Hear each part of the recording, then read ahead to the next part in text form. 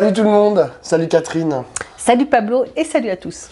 Petit débrief politique hebdomadaire. On voulait vous parler de deux sujets. Le premier, c'est quand même une actualité qui a pesé lourd dans cette semaine. C'est Donald Trump qui est devenu 47e président des États-Unis avec la fameuse cérémonie d'investiture de lundi et des premiers décrets qu'il a pris, les premières directions qu'il a voulu donner à son mandat. Et dans un deuxième temps, on voulait aussi revenir sur le budget français, celui-là, qui est toujours en débat, enfin même qui recommence à être en débattu, notamment au Sénat. Il y a des pistes, il y a des impasses aussi auxquelles commence à se confronter le nouveau gouvernement de Bayrou. Voilà, on reviendra, et le positionnement de la gauche qui est intéressant, on reviendra là-dessus. Mais d'abord Donald Trump. Alors cette cérémonie d'investiture, elle était waouh. Genre c'est vraiment la marque de Donald Trump. Il y a eu c'était un show en fait, un show. Donc à Las Vegas là. On était à Las Vegas. Alors d'abord il y avait les invités. D'ailleurs je note la façon dont les chaînes françaises, qu'elles soient en continu ou pas, hein, parce que c'était aussi sur France 2, décrivaient ce qui se passait comme si c'était un mariage princier à Windsor, était quand même assez étonnant. Tout le monde trouvait ça quasi magique. Le mot a été utilisé par un journaliste de France 2. Il disait, je trouve ça c'est magique. Bon, d'accord. Il y avait toutes les... Je sais pas si ça a déjà eu lieu, ça. Ouais. Moi, je n'ai pas le souvenir que les chaînes se soient mises en breaking news pour l'investiture de Biden. Alors si, moi je me souviens de cette poétesse qui était venue. Non mais qu'on ait vu des images. Non mais ils étaient en breaking news. Ils étaient en breaking news. Continue. Exactement. Mais j'avoue que là il y avait un jeu sur les gens qui étaient présents et un défilé un peu qui était. L'accent était vraiment mis là-dessus parce que justement j'ai re-regardé la cérémonie d'investiture d'Obama et celle de Biden, enfin vite fait, hein, et j'ai regardé comment il décrivait la chose. Et en fait il décrivait plus le contenu, c'est-à-dire les orateurs et ce qu'ils avaient à raconter et ce qu'ils disaient en tant qu'orateurs, que le panel de gens. Alors, parce que là a été décortiqué bien évidemment la tenue de Melania Trump, qui avait un chapeau genre comme ça, où on voyait pas ses yeux. Donc il y avait Bezos, Jeff Bezos d'Amazon, Zuckerberg de Meta, Facebook, Instagram, Elon Musk bien évidemment, et Bernard Arnault de LVMH, etc. Et tout. Il y avait Giorgia Meloni, machin, plein de gens de tous les trucs. Ils avaient bien sûr des duplex faits avec l'extrême droite française. Ça, c'était un peu choquant aussi. C'est qu'en vérité, qui était présent sur place? Alors, ils n'étaient pas dans la salle où Donald Trump parlait, mais ils étaient dans une salle annexe. Il y avait Sarah Knafo. Et donc, Sarah Knafo a été interviewée, mais limite, on aurait dit que c'était une reporter, embedded là-bas. Enfin, ce qui était assez étonnant de l'entendre décrire. On lui demandait des descriptions de ce qui se passait. Donc on demandait à une députée d'extrême droite une description de ce qui se passait pendant cette cérémonie. Bref, donc il y a eu tout ça. Il a quand même fait une démonstration d'une violence langagière et de communication dans son discours d'intronisation qui était particulièrement virulente et affichée. Et c'était à beaucoup d'égards. Hein. C'est-à-dire qu'il a tapé sur... en matière de politique intérieure, il est revenu sur la question du genre, en affirmant qu'il y avait deux genres, et que ça serait comme ça à partir d'aujourd'hui, qu'il n'y avait plus que le genre masculin et le genre féminin. Il a réaffirmé sa volonté d'expulser les migrants. Donc, toute une foutitude de choses à l'international, mais il a aussi été virulent à l'égard, par exemple, de Netanyahou. Netanyahou, dans son discours, il en a aussi pris pour son grade. Il l'a remis à sa place. Il a rappelé l'importance de l'aide, du soutien américain à Israël, et qu'il attendait la paix, et que à Gaza, il fallait reconstruire Gaza parce que c'était un endroit formidable. Ça, il l'avait déjà dit. Il l'avait déjà dit il y a plusieurs mois. Il pense que Gaza, c'est un endroit qu'il faut transformer en Miami, quoi. En Dubaï, voilà. Donc, mais voilà, il l'a ciblé. Et il y a eu, et après je te laisse la parole, ce fameux geste d'Elon Musk, qui a aussi pris la parole un peu auparavant, où il a fait un salut nazi, qui a été interprété. Alors il y a eu des tentatives d'édulcoration de plusieurs éditorialistes, etc., en disant mais non, mais c'est pas un salut nazi. En fait, il saluait la foule, il envoyait des bisous à la foule, etc. C'est Ségolène Royal aussi qui s'est fendu d'un tweet pour défendre Elon Musk. Voilà. Non mais franchement quoi. Bon, bref. Quand on connaît à la fois les origines familiales de ce monsieur, quand on sait son soutien à l'extrême droite héritière du nazisme, notamment en Allemagne, qu'il a affiché dans un journal, franchement, faire ce genre de signe n'est pas anodin. Il l'a pas fait sans faire exprès. Et d'ailleurs, les néo-nazis l'ont très bien compris, puisque sur les réseaux sociaux, ils se sont félicités de ce geste d'Elon Musk. Donc, je veux dire, il y avait une résonance évidente qui a fait jour à ce moment-là. Je sais pas, toi, comment tu l'as vécu, cette cérémonie d'ouverture, et ses premiers pas aussi de Donald Trump. Ouais, enfin, moi, en fait, j'ai pas vraiment vécu, parce que tu vois, non, le lundi, c'était trop, là. Moi, j'ai pas regardé, j'ai juste vu cette photo de Melania Trump avec son chapeau. Je me suis dit, voilà, elle n'est pas là. C'est sans elle, ce qui ne fait pas, je ne crois pas que ce soit une femme sympathique pour autant, mais en tout cas c'était vraiment frappant de voir à quel point elle avait décidé d'être absente de ce moment. J'ai noté qu'il y avait assez peu de commentaires de la gauche, d'une façon générale. C'est très très très convenu. Je veux dire, les 2-3 lignes, tweets qui sortent, c'est pour dire que c'est...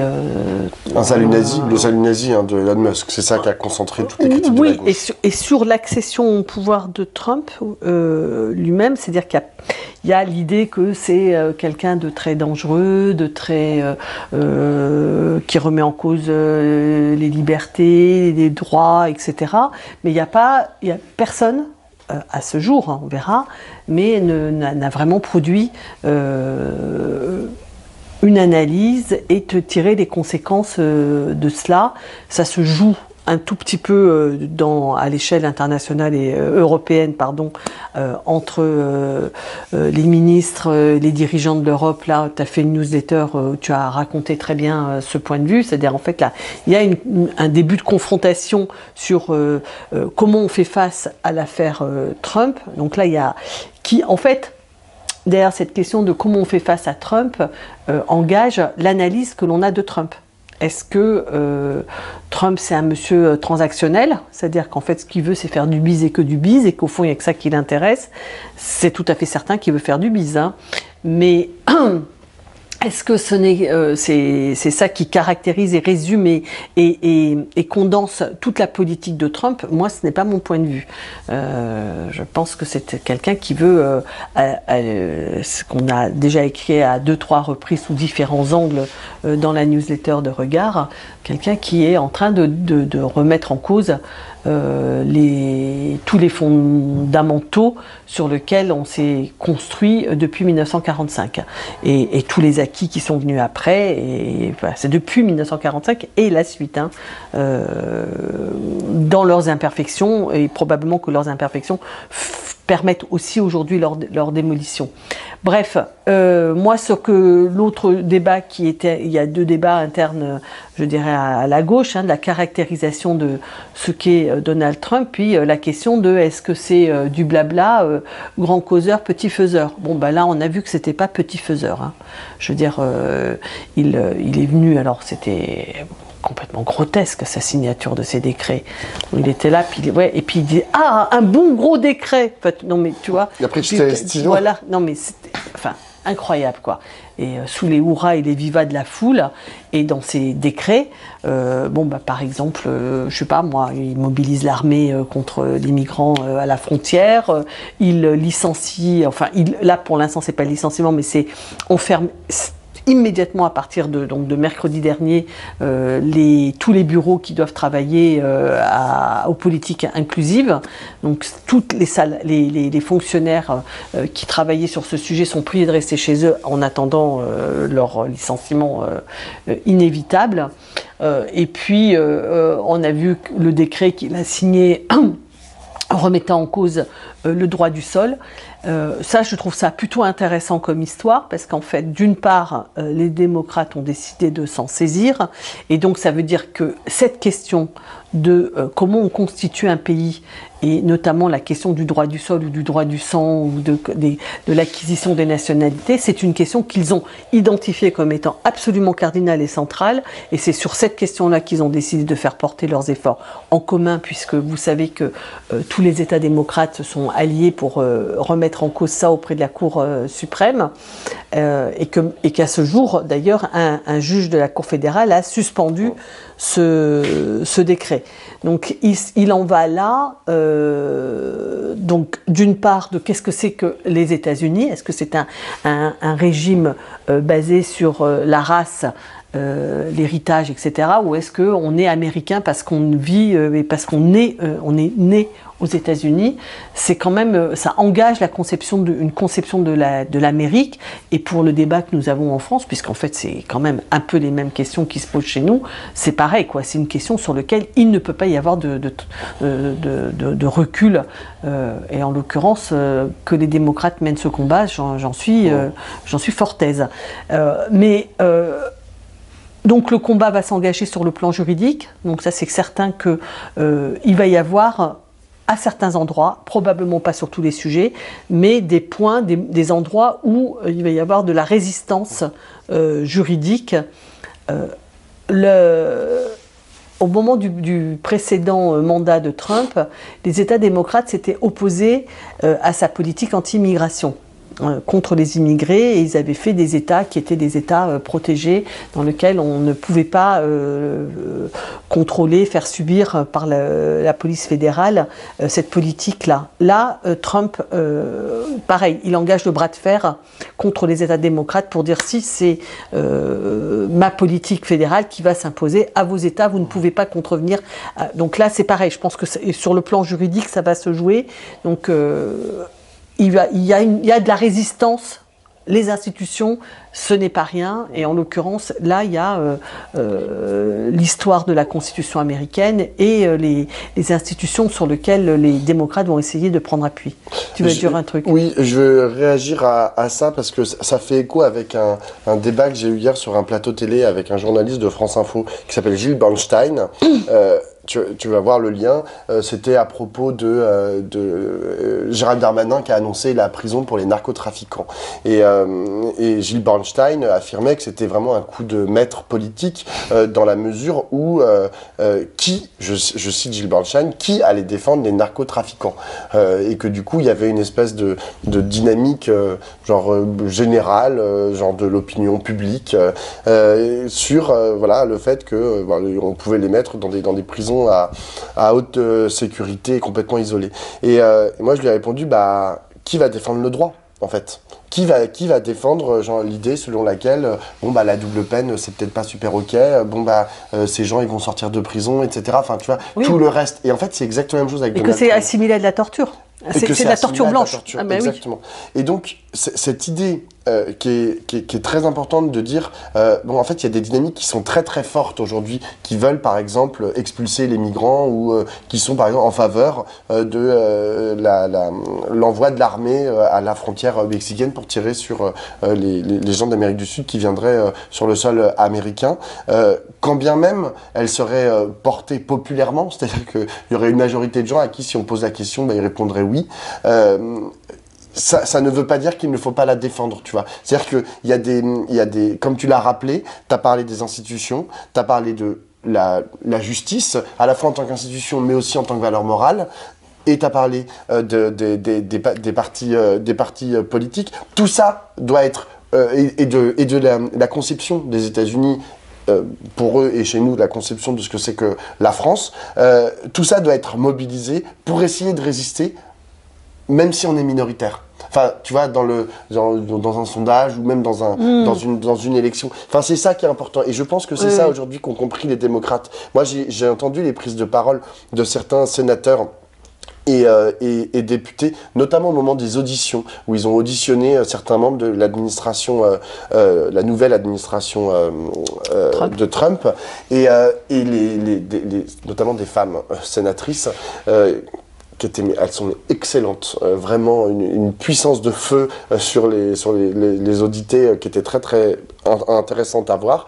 Et elle rappelait ça, en fait, parce qu'elle rappelait que oui, elles étaient minoritaires, mais elles représentaient en fait une conception de l'Amérique et des États-Unis qui était sûrement plus juste que celle qui était portée par le monsieur qu'elle était en train d'auditer et qui était un pro-Trump. Et c'était très fort. Et elle se targuait en fait elle se drapait dans cette histoire-là. Et c'est ça qui leur permettait. Et au nom de la justice, au nom de ce que c'est que les États-Unis, elles attaquaient un monsieur qui avait tout le droit d'être là parce que voilà, son candidat a gagné et il a gagné aussi le vote populaire. Et je trouve que c'est assez inspirant par rapport à nous, nos combats en France. Oui, peut-être que nos combats sont minoritaires dans le peuple, mais ça ne veut pas dire qu'ils sont faux, et ça veut surtout pas dire qu'ils ne sont pas assis sur voilà, des choses en fait qui sont encore plus larges que, c'est un peu dur de dire ça, mais la démocratie ne se limite pas juste à un vote ou à un référendum, oui ou non, à un sondage. Voilà, c'est ça que je voulais dire. Ouais. Alors l'autre chose, je partage complètement ce que tu viens de dire. L'autre chose, moi, qui m'a, dans les images qui me resteront de ce moment, c'est le courage de la pasteur de Washington.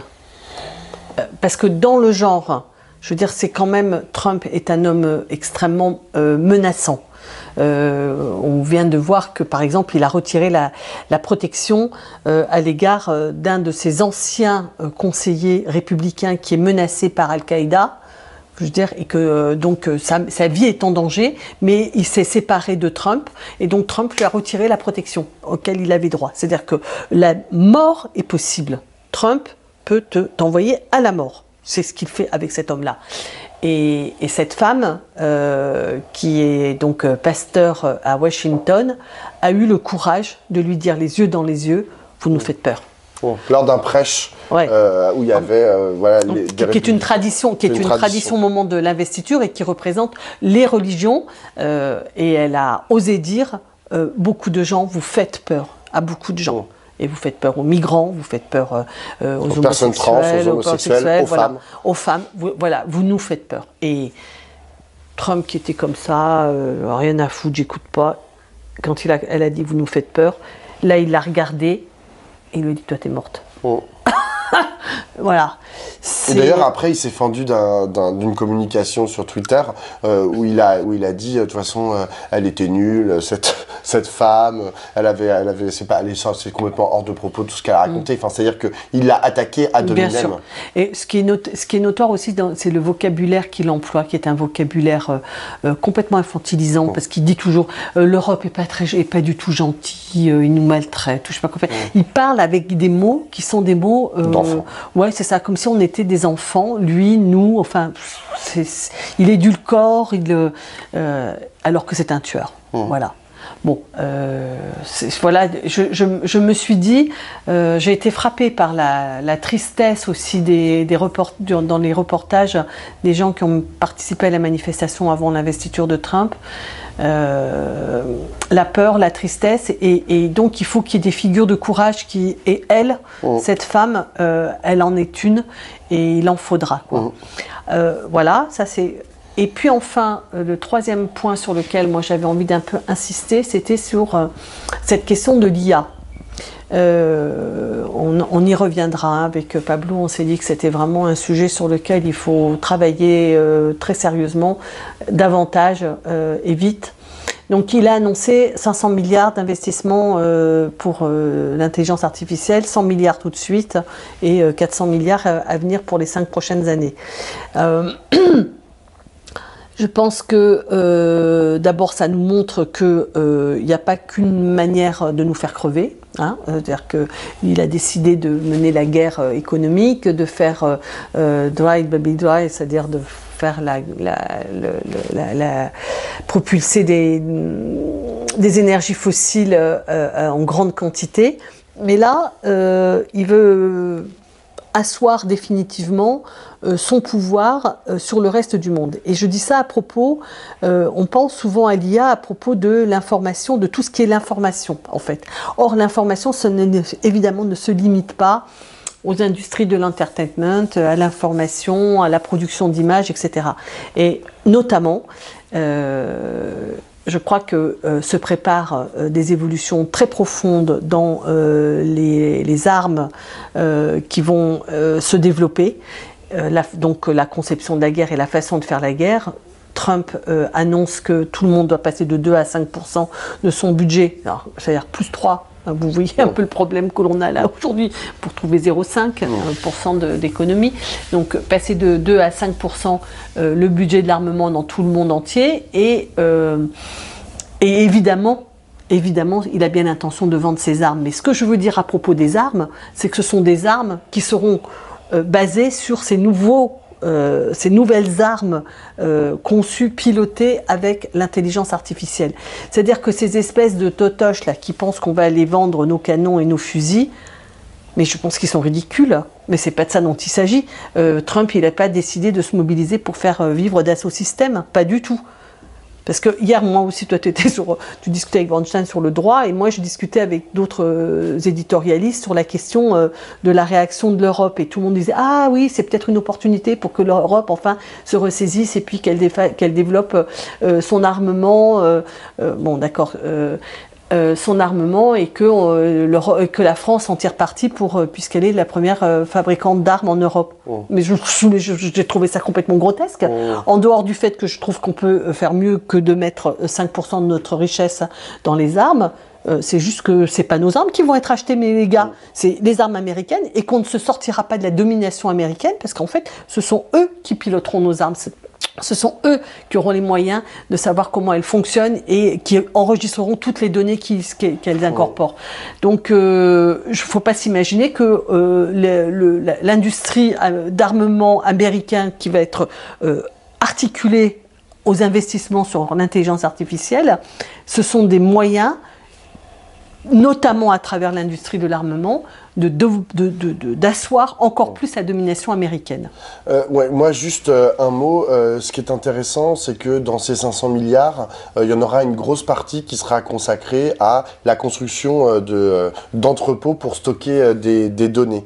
Et ça, c'est particulièrement intéressant parce que parfois, on a un peu l'impression que les avancées scientifiques se font un peu sur le mode de, je sais pas, les fantasmes qu'on a. La découverte de la pénicilline. Oui, voilà. Non, mais ou Oppenheimer, tu vois, c'est-à-dire, tu sais, le projet Manhattan, ils s'enferment à 10 dans un bureau et puis ils sont tellement intelligents qu'au bout d'un moment, ils trouvent quelque chose, la bonne formule de la bombe atomique et puis c'est bon, tu vois. Or, je dis pas que c'est pas important d'avoir des gros cerveaux et ils existent encore aujourd'hui, des cerveaux bien formés, etc.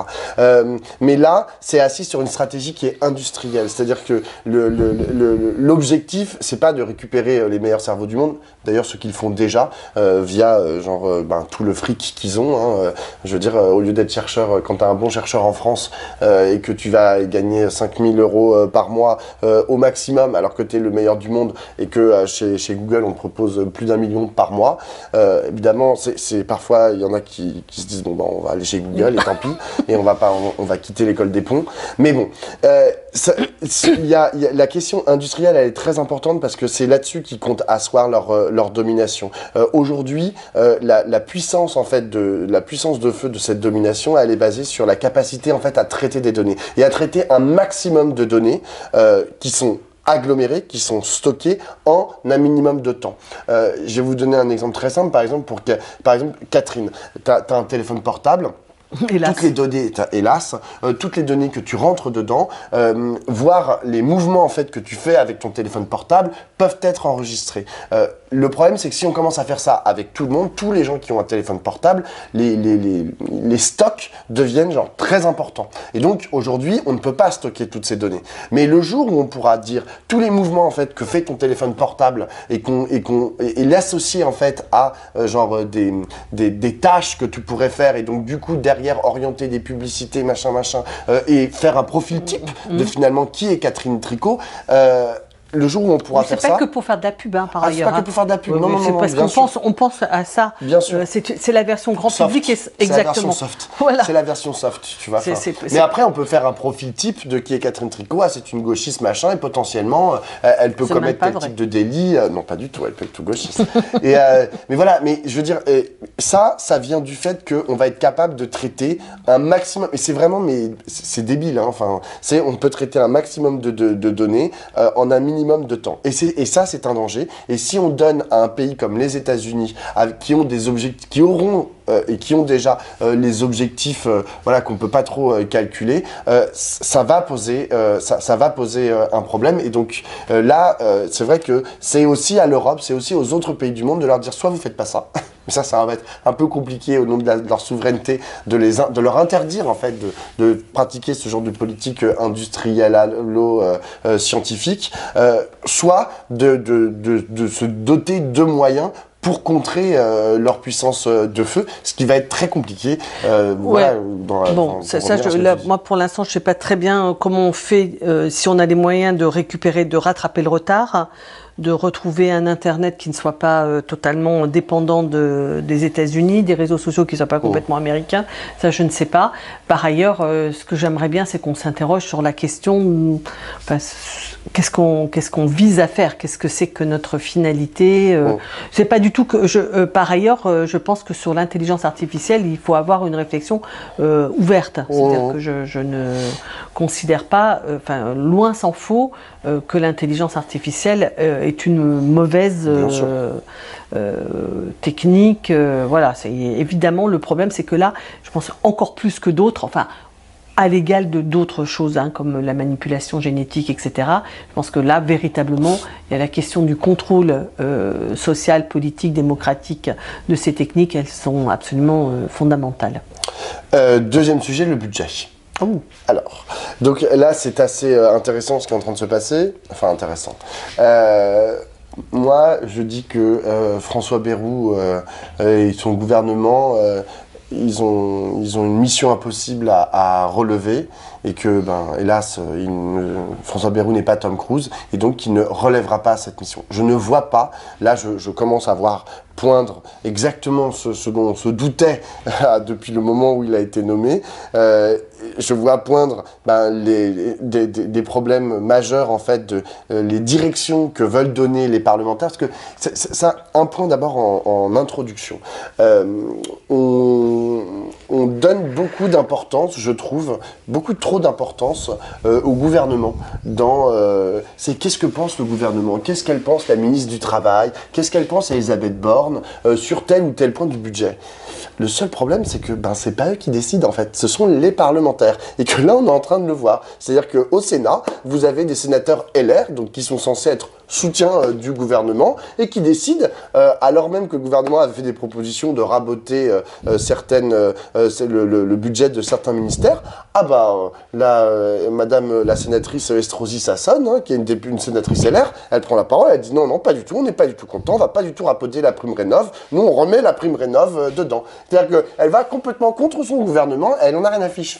Et on le voit en fait, c'est-à-dire que les dynamiques qui sont au sein du gouvernement ne sont pas les mêmes que celles qui sont à l'œuvre dans l'Assemblée nationale et dans le Sénat. Donc je pense qu'ils vont faire absolument ce qu'ils veulent de leur budget et que franchement... Les parlementaires. Oui. Les parlementaires vont faire ce qu'ils veulent de leur budget, que ça sert à rien de regarder ce que dit Bruno Retailleau, ce que dit je sais pas quoi, la ministre des Sports ou je sais pas quoi, ça ne compte pas. Vraiment, ça ne compte pas. D'ailleurs, ils ont dit tellement de choses en une semaine contradictoires entre eux, parce qu'ils ont d'avoir conscience qu'ils ne comptent pas, que leur parole n'est pas performative, comme on dit, c'est-à-dire que c'est pas parce qu'ils disent que ça va se passer qu'ils se permettent de dire oui, alors moi je trouverais bien qu'on retrouve une journée de travail gratuit. L'autre il dit non, quoi. Après, mais moi je trouve que les retraités aisés, ceux qui gagnent plus de 2000 €, tu vois, la grosse fortune là, qu'eux aussi contribuent, qu'on les mette à contribution, voilà. Oui, mais c'est trop tard, ma chérie. Voilà. Quelqu'un qui devait envoyer un article qui n'a pas envoyé. Non mais c'est vrai, tout est contradictoire. Et l'autre il dit ah ben non, il n'en est pas question. Enfin, mais ils osent aller à la télé, à la radio, donner leurs bonnes idées du concours Lépine, de comment on va faire sulburnou aux salariés. Non mais voilà. Et alors bon, de temps en temps il y en a un qui dit ah ouais non mais non on va pas le faire. Non mais c'est vrai que ça part dans tous les sens, mais voilà, mais donc il n'y a pas de direction, mais donc ça veut juste dire que le pouvoir n'est plus de leur côté. Donc il est du côté du Parlement. Et là c'est intéressant parce que le Parti Socialiste, qui a un groupe de sénateurs importants... pas très à gauche. Pas très à gauche. Non, au Sénat, pardon, c'est quand même les sénateurs emmenés par M. Caner, qui est quand même plutôt, on va dire, de l'aile, vous voyez, l'autre, là, droite. voilà. C'est la gauche, ça. Mais... Ouais, mais on s'en fout, quoi. Enfin, l'autre aile, pas ceux qui sont en faveur du NFP, il ne s'est jamais prononcé pour le NFP. Eh ben, les sénateurs socialistes viennent de... Exactement, décider de voter contre le budget. Et alors, c'est intéressant parce que il y a un budget qui était porté par la majorité sénatoriale qui représente peu ou prou le gouvernement. Et je me dis, mais Patrick Caner, qui voulait absolument son accord avec François Bayrou. Il est allé le négocier. Il est allé le négocier, exactement. Il était de toutes les réunions et il sortait, il était toujours content. Et là, il se dit genre, ah oui, mais en fait non. Mais attends, mais les LR et le Modem et Horizon et les quelques sénateurs En Marche, enfin ou Renaissance là, ah bah non, mais ils disent n'importe quoi. Mais je suis pas du tout d'accord avec eux. Enfin, mais t'as l'impression qu'ils découvrent la lune en fait. Moi, il y a un truc qui m'étonne, donc. Ils vont voter contre. Il y a de fortes chances qu'il se passe exactement la même chose avec exactement les mêmes dynamiques à l'Assemblée nationale. Et donc, on va se retrouver, parce que maintenant, ils ont voté contre et ils ont menacé d'une censure, les sénateurs socialistes. C'est-à-dire que genre le même Patrick Caner qui te disait il faut faire absolument un accord avec Bayrou, etc. Maintenant, il te dit, en fait, peut-être qu'il va y avoir la censure. Oui, alors, je pense qu'il y a la réalité des faits. C'est-à-dire que ce budget va être encore plus désastreux que le précédent, parce que je ne sais pas comment ils s'imaginaient que repartant sur les mêmes bases que le vote Barnier au Sénat, c'est-à-dire les mêmes recettes, c'est-à-dire des recettes qui n'imputent pas trop, qui n'appauvrissent pas les milliardaires. J'ai adoré cette phrase. Il ne faut pas appauvrir les milliardaires, voilà. Donc, comme vu qu'ils sont partis sur cette base-là, dans la mesure où ils ont gagné, par exemple, qu'on ne supprime pas 4000 postes de profs, ça va être payé autre chose, ailleurs. Il va se passer quelque chose, puisqu'on n'augmente pas les recettes. Donc, là, par exemple, on a appris aujourd'hui qu'il y a 5000 emplois aidés qui servent à faire vivre les associations et à faire de la médiation dans les quartiers populaires, qui vont être supprimés. Voilà. Donc, si tu veux, non mais c'est délirant quoi. Enfin, je veux dire, c'est délirant parce qu'en fait, comment ont-ils pu croire qu'ils allaient réussir à avoir un accord sur des bases, des compromis remarquables. Donc, ils ne les auront pas. Il sera encore plus mauvais que le projet de Michel Barnier, et donc ça va être compliqué puisqu'ils n'ont pas voté, ils ont voté la censure contre le projet de Barnier. Comment vont-ils s'en sortir là? Ça renvoie à nos discussions de la semaine dernière, c'est-à-dire que, ok, vous ne voulez pas voter la censure, vous nous dites ce que vous faites, là, les gars. Exactement, et ils vont peut-être avoir réussi à repousser d'1 mois la sentence de cette censure, et qu'est-ce qui se sera passé en 1 mois de différent de la semaine dernière? Hélas, pour l'instant, pas grand-chose. Alors peut-être que genre tout d'un coup, ils vont se mettre à bosser à partir de demain et que genre on le sait pas encore. Mais enfin, pour l'instant, on ne voit pas poindre de dynamique particulière au Parti socialiste. Tu vois, si ce n'est discuter le bout de gras au Sénat et à l'Assemblée. À part ça, je pense qu'il y a des idées pour avoir un bon budget. Le problème, c'est que ça, c'est l'impasse dans lequel se trouve le pays. C'est-à-dire qu'en fait, c'est vrai que censurer le gouvernement, c'est ne pas avoir de budget. Ça veut dire qu'on continue de ne pas avoir de budget. Et je ne crois pas, ce que nous étions dit la semaine dernière et que vraiment se confirme, ce n'est pas vrai que c'est anodin de ne pas avoir de budget. Pour beaucoup d'endroits, dans beaucoup de lieux, dans beaucoup d'associations, etc., c'est un problème de ne pas avoir de budget. Pour des salariés qui ne sont pas augmentés. Parce qu'il n'y a pas le budget n'a pas été voté. Des projets qui sont reportés.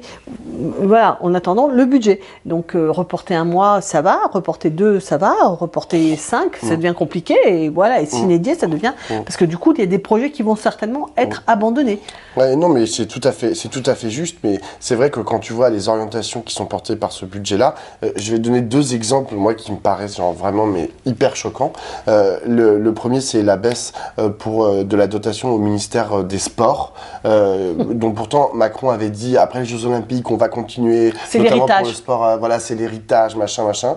Une baisse de 250 millions d'euros.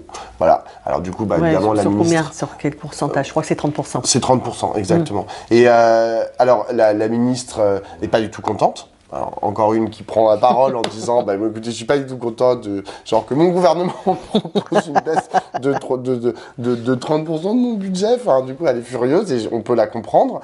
Et d'autant que, enfin, tu vois, logiquement, il y a eu cet enthousiasme autour de la question des Jeux Olympiques. On peut se dire que derrière, la France n'est plus une grande nation sportive, on en avait déjà parlé. Enfin, je veux dire, en tout cas, on a un maillage du sport amateur qui s'est appauvri depuis les années 70. Ça a été documenté, il y a un formidable article qui était sorti sur le sujet dans Le Monde au moment de un long reportage au moment des Jeux Olympiques. Donc, on a un problème à ce niveau-là. Que certains d'ailleurs personnalités de gauche essayent de porter. Hein. Je pense notamment à François Donc le sport. 250 millions en moins. Deuxième truc, 1 milliard en moins, un peu moins d'1 milliard en moins pour l'écologie, pour le ministère de l'écologie. Oui, mais tu peux continuer. Je veux dire, c'est 170 millions en moins pour la recherche, c'est 30% en moins pour l'aide au développement. L'aide au développement. Écoute, excuse-moi, mais... 1 milliard en moins pour l'écologie. Je suis d'accord que ce que tu dis. Non, mais tout est... Non, mais on peut dire aussi qu'on sort des accords de Paris comme Donald Trump. Hein. Oui. Donald Trump dit qu'il sort des accords de Paris. C'est un de ses décrets, super décret. Mais franchement, vu la direction là qui a été choisie, on peut dire aussi qu'on est en train de sortir des accords de Paris. Vraiment. Donc, c'est vraiment catastrophique. Et j'aimerais juste dire un dernier petit mot. Parce que, genre, sur ce que fait Macron en ce moment, parce qu'on n'en a pas beaucoup parlé cette semaine. Macron, il a fait une vidéo sur TikTok hier, absolument génial. Je pense que Catherine, tu ne l'as pas vue, mais ça vaut son pesant de cacahuètes. C'est sa prise de parole de la semaine. Il répond à un TikToker qui a eu un problème, qui s'est fait verbaliser parce qu'il avait payé son péage avec son téléphone portable via Apple Pay. Et donc il s'est fait verbaliser par la police. Macron lui répond en lui disant que vraiment, il va prendre le sujet et genre à bras le corps, qu'il a tout à fait raison et qu'il faut pouvoir payer les péages avec son téléphone portable. Tout ça en vidéo sur TikTok. Et là, tu te dis... Macron, il agit. Non, mais tu vois, il y en a qui parlent et puis d'autres qui agissent. Lui, il agit. Genre, tu te dis, mais genre, la stratégie... Alors, je vois en plus la stratégie qu'il y a derrière. Parce que c'est un truc qu'ils avaient théorisé un peu, c'est les objets de la vie du quotidien. Et donc, ils se disent... Et la débureaucratisation et les petits problèmes qui emmerdent les Français, tu vois. Et donc, du coup, ils se disent, je vais m'attaquer à ça. Mais c'est vrai que par rapport à l'ampleur, en fait, du séisme, en fait, qui traverse la France et le monde, on se dit, lui, il est là à dire qu'il faut payer les péages avec son téléphone. Non, mais pitié, quoi. Genre, franchement, c'est violent en vérité. Et c'est surtout, alors on dit oui, mais il s'adresse aux jeunes. Non, il s'adresse pas aux jeunes. Genre, il prend les jeunes pour des cons, tu vois. S'il s'imagine que genre le principal problème des jeunes, c'est payer les péages avec son téléphone portable. Non, les jeunes, ils ont les mêmes problèmes que les vieux. Ils se demandent genre de quoi va être fait demain. C'est quoi ce monde qui est très inquiétant, comme tu l'as dit tout à l'heure. Les socialistes ont réussi à faire voter le repas pour les étudiants à 1 €. Ça, c'est quand même une... voilà, remarquable. Voilà, remarquable, ils ont imposé ça dans leur niche parlementaire hier. Ça va rester ? On va voir si ça va rester, mais en tout cas, ça, c'était plutôt une bonne chose. Avant qu'on se sépare, je voulais dire qu'il y a 2 événements qui sont importants qui vont arriver là concernant notre gauche. La gauche du NFP, voilà, on va dire comme ça.